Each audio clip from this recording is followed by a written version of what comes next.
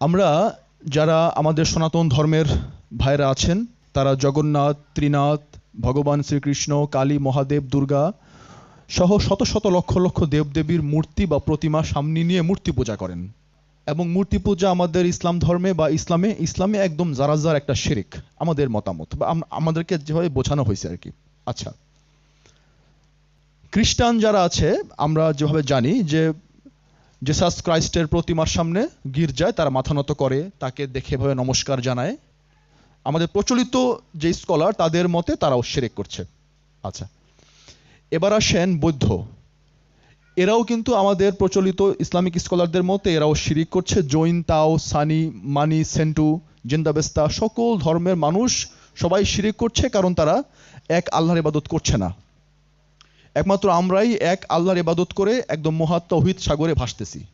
আমার প্রশ্ন হচ্ছে, এটা কমন সেন্স, এই যে কোটি কোটি দেব দেবতার পূজা চলছে আমাদের পার্শ্ববর্তী ভারত থেকে, আমরা বলি শত শত বছর ধরে যে লক্ষ লক্ষ দেবদেবীর পূজা অর্চনা চলছে, যে এত বড় শিরিক বেদাদের কাজ যে চলছে, এবং এই সনাতন ধর্মের এই মৃত্যুর পর, এদের মানুষদের মৃত্যুর পর এরা কিন্তু কবরস্থ করে না, শ্মশানে জ্বালিয়ে দেয়।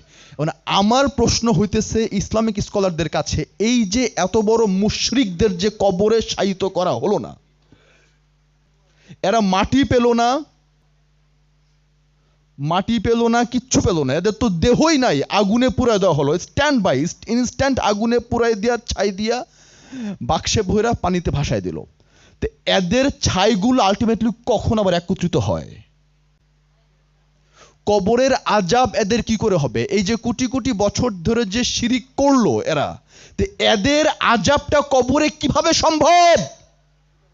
কবরেই তো যায় নাই, দেহই তো ছাই করে পুরাই দিছে, এদের আজাবটা কবরের কি করে হবে?